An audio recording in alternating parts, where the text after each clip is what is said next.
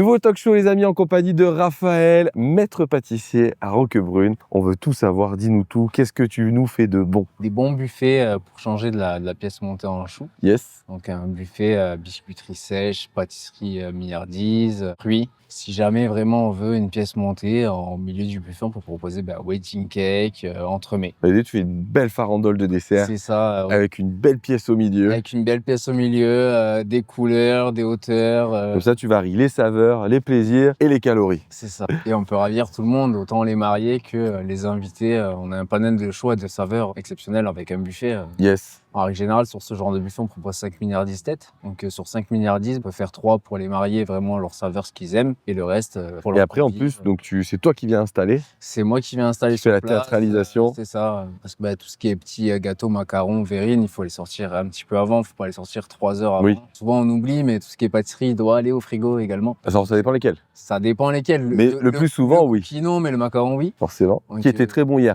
Hier, il nous a fait goûter un macaron citron. Il y avait... Alors, c'est un macaron, il était à peu près cette taille-là. Oui. Quand il y a de la garniture, les macarons, ils s'effritent, ils sont humides. Oui. Et là, tu avais fait le parfait mélange. Et ça restait croquant. Et c'était Avec bon et le moelleux du onctueux. macaron, Ouais, le citron était très bon. Le petit zeste pour Ouais, relever franchement, vraiment pépite, quoi. On sait, tout le monde l'a dit. tout le monde. Et là, avec ces petits macarons peu chers, on a tout mangé d'un coup. Mais sur les macarons, voilà. pareil, on peut faire énormément de saveurs. Hein. Oui. Classique citron, caramel. Évidemment. Après, tu t'adaptes aussi au on goût, s'adapte. etc. Mais tu as une autre spécificité aussi, qui, C'est ça. de base, tu m'avais présenté ça, moi, la De première base, fois. c'est ça, ouais. C'est tout ce qui est les cookies avec de l'arôme naturel de fleurs Ouais. qu'on va chercher sur Grasse pour avoir un maximum de qualité dans nos produits. Et l'avantage de ces arômes-là, c'est qu'on peut les retranscrire dans un wedding ou dans un entremets, c'est-à-dire que c'est adaptable, c'est pas uniquement sur de la biscuiterie sèche. Oui. C'est-à-dire que sur la ganache de macarons, sur une verrine, sur une tarte, sur un entremets, c'est adaptable. Et j'ai aussi vu que tu faisais autre chose qui pouvait aussi séduire nos futurs mariés, du coup, parce que tu fais des farandoles de dessert, mais tu peux faire aussi des petits cadeaux Des petits invités. cadeaux invités.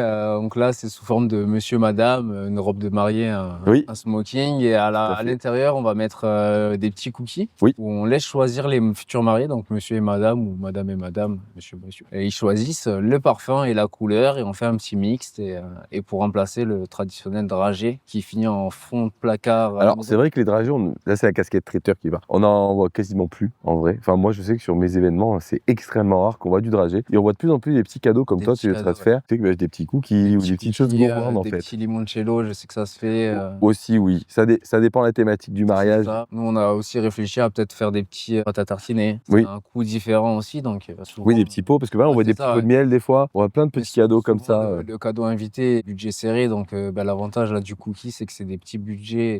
On peut se permettre un cadeau personnalisé. Donc, vous pouvez vous faire plaisir à petit budget et du coup faire plaisir à vos convives. Et on mange avant, après, pendant. Ah, c'est le concept d'un mariage. Hein. C'est un moment, on mange tout le temps. Ça peut servir de petit encas pendant l'apéritif. Ou après. Fin de soirée. C'est vraiment tout petit. C'est une pièce de près 20 centimes la taille. Est-ce que tu aurais d'autres spécificités? Tu m'avais présenté des cookies avec des parfums assez spéciaux, je veux dire. Ouais, on a, pour le début d'année, en règle générale, on a Mirangette, donc orange confite mimosa. L'été, on aime bien faire fleur de lotus abricot. L'hiver, j'aime bien, moi, travailler des produits salés en sucré, donc cèpe café. Et voilà, j'aime bien faire pas mal de choses qui sont pas lambda, c'est-à-dire utiliser du brocoli dans un dessert, utiliser du cèpe dans un dessert, sans que forcément les gens le voient ou le captent. Si on veut faire manger des légumes à des enfants, moi, je peux le faire via un cookie ou via un petit gâteau. Alors, ça reste sucré, donc faut limiter, mais au moins, ils mangeront le légume. Un petit peu de légumes. Pas en règle générale. Ça peut être une idée. Et je sais pas s'il y a quelque chose que tu veux nous raconter, une anecdote, un moment particulier. J'ai pas réellement d'anecdote, juste j'ai un parcours assez atypique, c'est-à-dire que j'ai passé un candidat libre, c'est-à-dire que j'ai pas fait d'apprentissage en pâtisserie ou en boulangerie. Oui, mais après, tu as travaillé. J'ai fait 14 semaines de stage qui sont obligatoires pour pouvoir s'inscrire. Donc j'ai fait 3 mois de stage avec